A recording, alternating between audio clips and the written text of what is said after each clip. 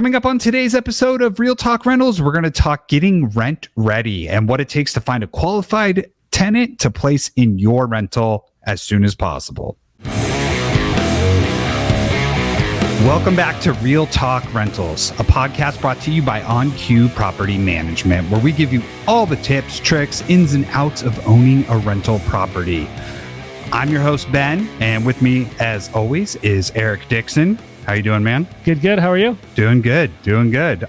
So today we're going to talk about getting a property rent ready, what that means, kind of high level view. I know there's like a million ins and outs to it, and we could easily spend like an hour talking about one thing.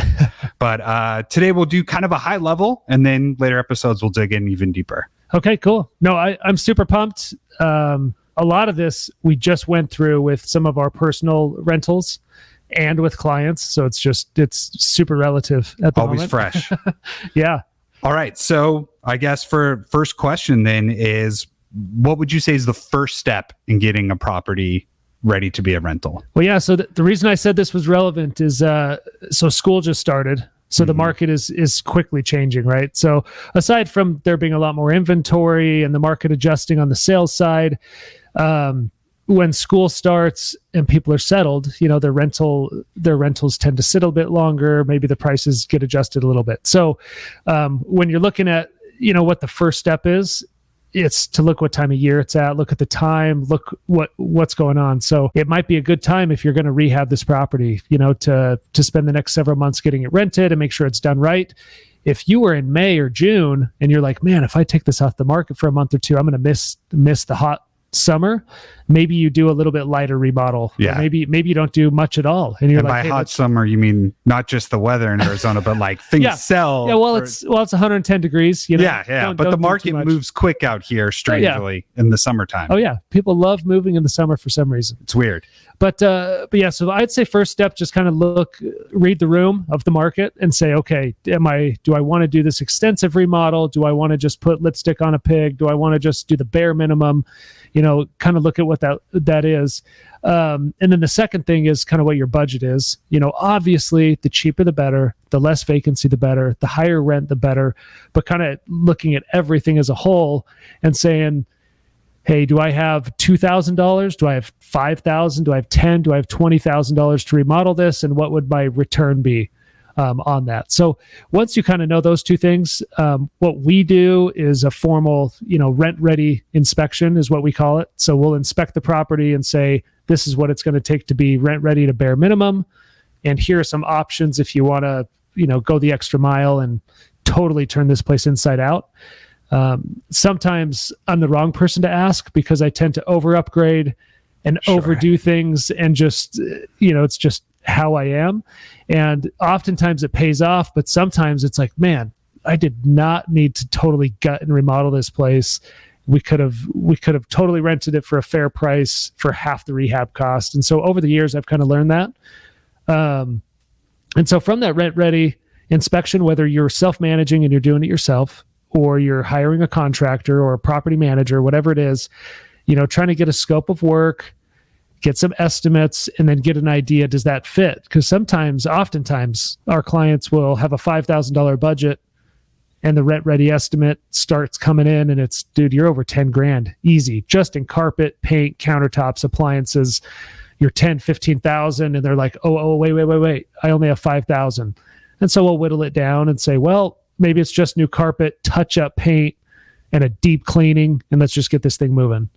And so once that budget's set, the estimates are agreed upon, that's kind of the first step, just understanding that. And then you start swinging the hammers and painting the walls and getting that stuff ready. So that kind of flows perfectly in the next question is like, when you're talking about upgrades or like putting money into it, is there like one particular area that's worth more than the others that's going to translate to higher rent? Or so I'm trying to think, just the couple big things. First that comes to mind is kitchen. It's the kitchen, the backyard, and then the master suite.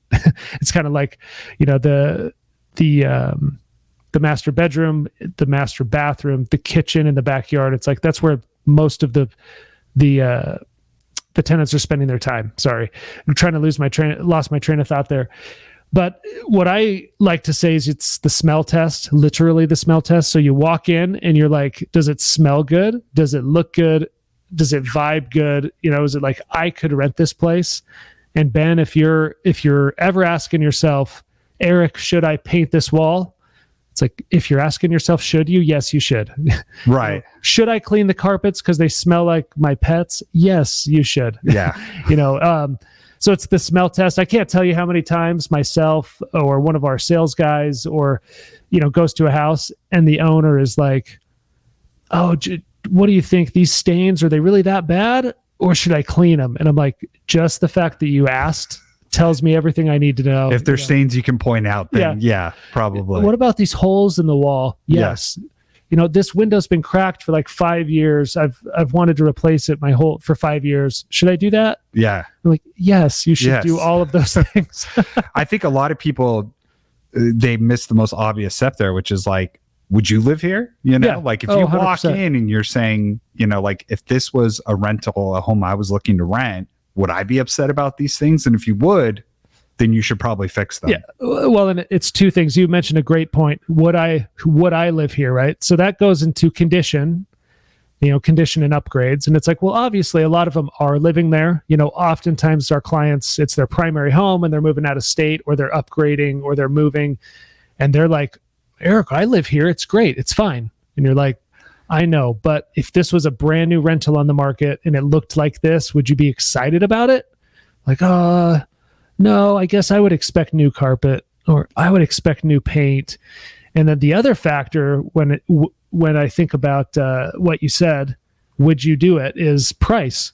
And it's like, Ben, would you rent this house for $2,000 a month? And you're like, heck no, that's so expensive. It's like, exactly, that's what everybody's saying, as they walk through your home. So it's the smell test, obviously the actual odor smell test, but the eye test of just, does it look okay? And then realistically, would I rent this place?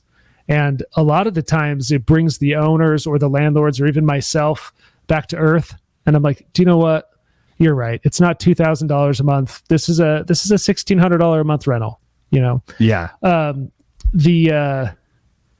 As far as what major upgrades, I would say the only other thing I'd mention is countertops are huge, appliances, flooring, anything that's expensive is what people are looking for. But the problem is that you have to weigh out is, let's say, flooring. But if you do all the flooring, you got to get new baseboards. If you get new baseboards, you got to paint. And if you're going to paint, you better replace the blinds that they're touching. And if you're going to get new blinds, they better match the fan and the hardware. And it's just this rabbit hole, right? Yeah, it's easy to snowball, and so, all of a sudden. And so what I found is this, and this is not just promoting our management company, but just any management company, any professional. As soon as I stop doing it myself, because I walk through it and I'm like, replace it, fine, just do it, just whatever, let's do it right. I have we work with an awesome guy at our office, Tim, who does our estimates, and he'll go in and he's seeing it with a different lens. He's seeing it from a contractor, understanding, hey, I know you want to save some money here and here. I can kind of fudge this, and this and make it look good. It's not going to be brand new, but it's going to look good and it's going to save you $5,000. And I'm like, oh my gosh, yeah, just do that. Yeah. And so I found that the less I'm involved, and that's not always the case. Some people are better than I am, but I'm kind of OCD too. And I'm just like, well, if we're getting new countertops, we may as well just get new cabinets. Sure. And then you're like, now my 2-week rehab is now 6 weeks. And, yeah. No, I think to your point too, like whether you self-manage or you're using a management company, having that third party, even if it's just like have a friend come over and look and be like, because if you're living there, there's things you've grown accustomed to that you're like, well, that doesn't bother me. I've been looking at it for 10 years, I'm not worried about that. That's totally how it is. And somebody will walk in and just be like, dude, you gotta fix that. Like, and it helps to get your emotional investment kind of out of it, I think, and have somebody else just take a look with honest eyes and tell you. No, and just talking about it and saying all this out loud, I think what you said nails it on the head is, would you do that? So Ben, would you, so-and-so, would you rent this? because then it puts it back on you as the landlord to be like, yeah, do you know what? I think I would rent this house with all these stains on the carpet. Yeah. It's like, it's really just like a gut check of like, do you know what? But I wouldn't pay $2,000. But I wouldn't pay $2,000 for it. And so dude, it's a balance. And I think that's ultimately what it is. If you're buying it as an investment and you said, hey, I'm paying X amount, it needs to rent for $2,000. It's totally worth it. I would rent this house for $2,000. Then at least you can wrap your head around it. A lot of times they're like, no, I can't rent for $2,000, but that's what the market's demanding. But I would never do that. It's way too expensive. Yeah. Then it's like, well, you need to check yourself and see, if that's really the right move. Yeah. That's a big part of it too, is just looking at the market and being like, I hear all the time from our sales guys, the owners, like, well, I want to rent this place for $4,000. And it's like, well, that's great. That's what you want. But that's not what the market, that's not what everything's renting for in this area, So you have to have that honest opinion of looking at like, okay, what is fair market value for this place? Yeah. No. So, and that's what I was going to ask you when you were saying that. What you're in the office. So Ben does a ton of our marketing. It's awesome. He produces all the leads and our websites and all these things. I don't even know. It's all above my head. But you talk a lot with our sales guys and our sales team, right? About like, hey, what are our clients saying? What are they doing? What do you hear from them as far as? I mean, just today I had a talk with our portfolio manager, Matt. He came into my office and he was telling me he went to an appointment and nice house, beautiful house, would be rent ready. He said, except it was painted with a jungle theme, murals on the walls of like lions. I hope they're not listening. And gorillas. Actually, I hope you are. I hope you are. Let's talk through this. they didn't want to paint. They said, well, I spent a lot of money painting these things. And it's like, that's awesome that you love them. But like, think about other people. Yeah. If they're going to walk in and say, yeah, my TV would look great next to that giant gorilla painting. Like, well, and you know what? That question might not work for everybody. If you ask them, would you rent this? They're like, heck yeah, I would. Man. Yeah, this is it awesome. looks awesome. I paid thousands for this. But that's where Matt, our portfolio manager, says he's trying to have that balancing act of like, look, it's cool, looks tons of fun, but you gotta, if you want to appeal to the widest margin of people, you want to have the best chance of renting this, you gotta pull those emotions out a little and say goodbye to the giant silverback gorilla that's painted on the wall. Oh, dude, I've got countless stories of that's what I did for the better part of 5 or 6 years, is doing what Matt's doing, right? We're developing new business. We do owner appointments, driving house to house and saying, what do I need to do to my house to make it rent for more? And the key word, you almost said it word for word, but it's, you have to appeal to the masses. It's like, you have to appeal to the masses. Your pink wall, your jungle theme, your dude, there's so many interesting upgrades and stuff people do. Your blue countertops, like pretty cool, but they're from the 70s and they don't appeal to the masses. Now, you don't have to replace them, but if you don't, the price is going to be adjusted, and you got to take that into account. Unless you luck out and find the one tenant that wants like blue countertops and gorilla murals. Yeah. And it's like, sure. Yeah. You nailed it. But otherwise, dude, we need to have sometime, Matt, if you're listening, we need to have him on just to tell us, hey dude, what are your top 10 craziest appointments? Oh, he has the best stories. I mean, he told me another time, we were talking about this the other day, that he went to a house and this person didn't end up signing up, but he was like, there was literally poop all over the place in the house. And dude, the person he's walking through says, I just think I need to clean the carpets. And he's like, no, there's poop everywhere. Yeah. Like, you can't, no one's going to rent a house filled with this. Like, oh, dude. Yeah. And I laugh because I'm just like, oh no, that totally happened. Yeah. Yeah. And I mean, maybe that person's just not cut out to have an investment property, unfortunately, because they weren't willing to meet halfway on that standard. But. Yeah. And some things, like for us, like we have our office standard, right? We call it the on-cue standard. And it's like, hey, if you're below this bar, nothing against you, man, but we just, it's not a great fit. But sometimes that standard's not met. And it's funny because if you're a true real estate investor, or you want to be an investor and change your mindset from this is my home to this is my investment, you have to step back and You have to be able to clean your carpets or, paint or, whatever the Listen case to may the be. people that are trying to tell you that that's what's going to take to rent it. Yeah. Yep. So, and for me personally, it took me going through it as a landlord. I think last episode I was talking about, I used to self-manage for years while working for and then owning a management company. Yeah. I managed my own because I thought I was better.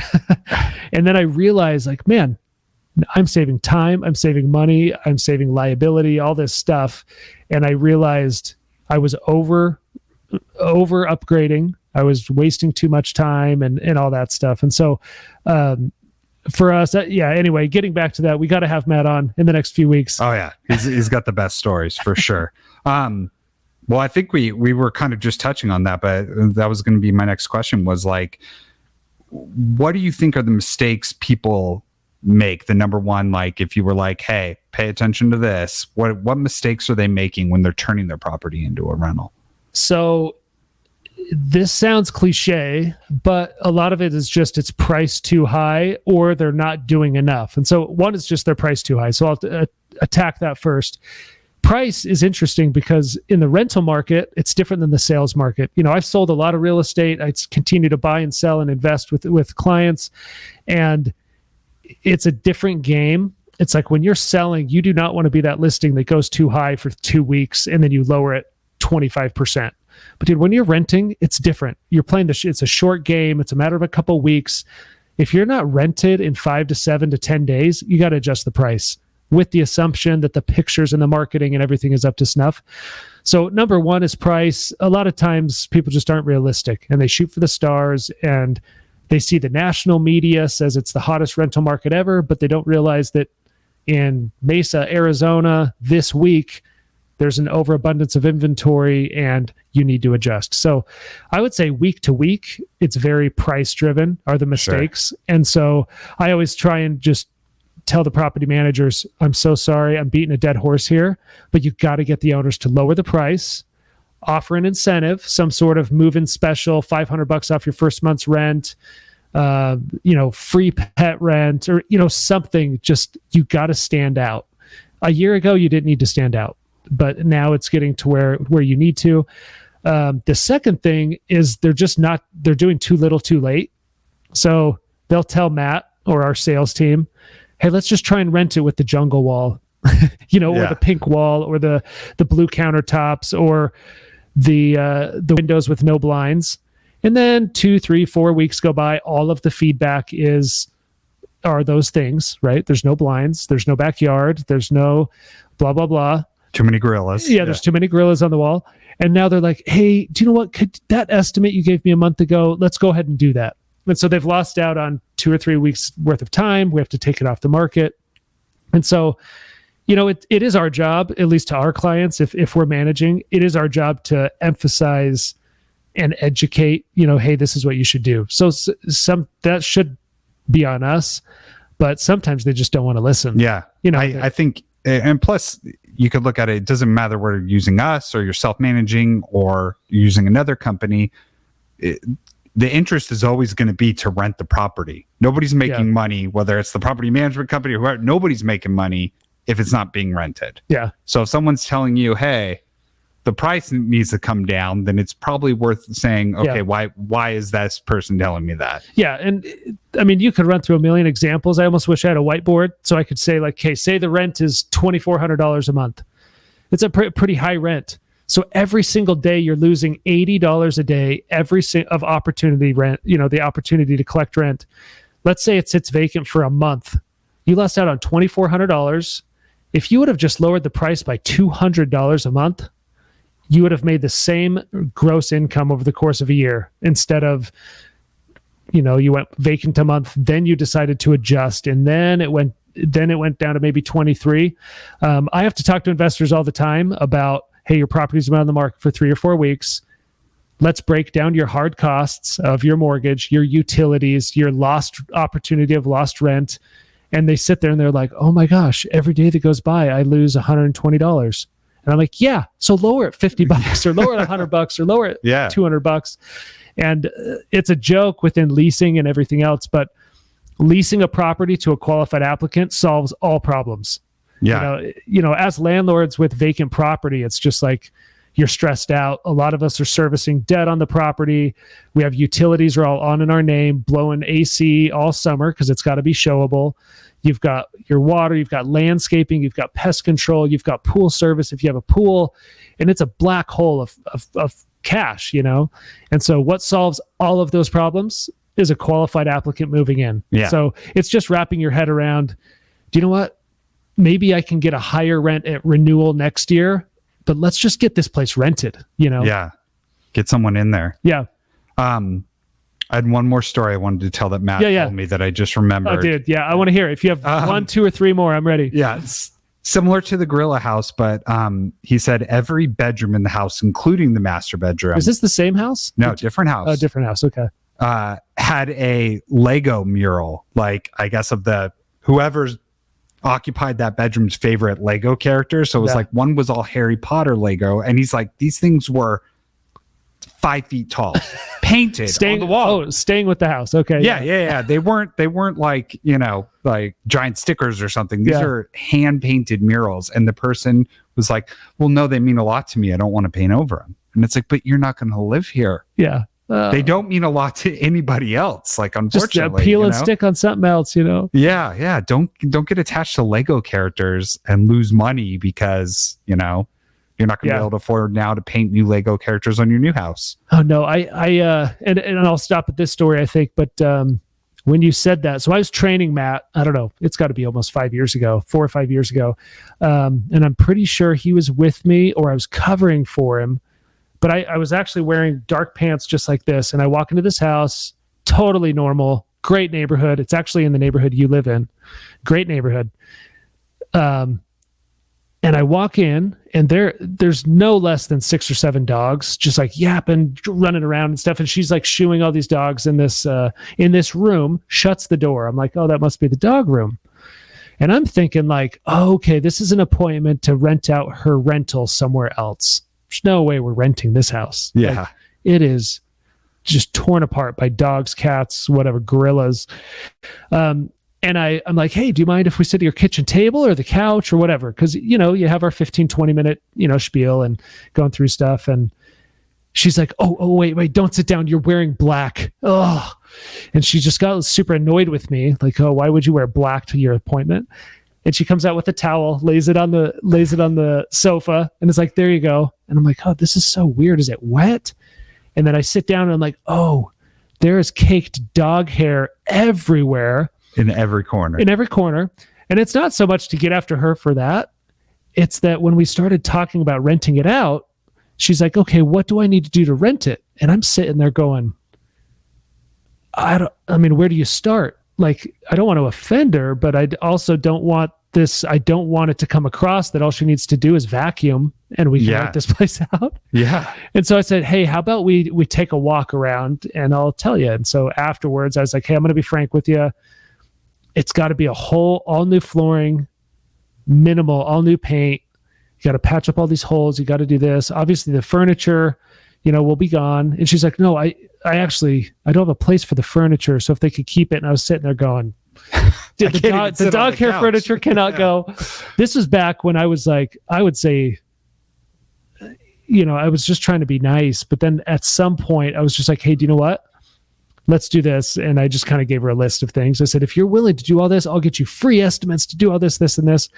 And she ended up calling and saying, I can't remember what exactly it ended up being, but she came through and she called and was like, do you know what? Thank you so much for being honest with me. I don't think we're going to be able to rent it. We're just going to sell. And I was sitting there going, that we did our job. Like, we didn't get the client. I was kind of bummed because I'm like, dude, I don't know if it's something I said. We didn't get the client, but I don't think they were made up to be a landlord. It was like, she didn't want to do the paint, the maintenance, the upkeep and that sort of stuff.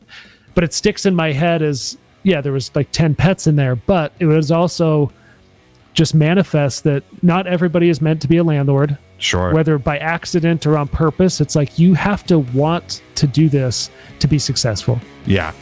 I think that's a perfect place to sum it all up there. So I think that's about it for this episode. I think we covered it pretty well. the high level, you know, Very, no very high gorillas, level. no dog hair. But we'll get Matt on here and we'll dig in deeper in future episodes and go over some of those like really finer points of Cool. all the ins and outs. Yeah, dude, that sounds great. All right. Well, thanks for listening, and we'll see you guys next time.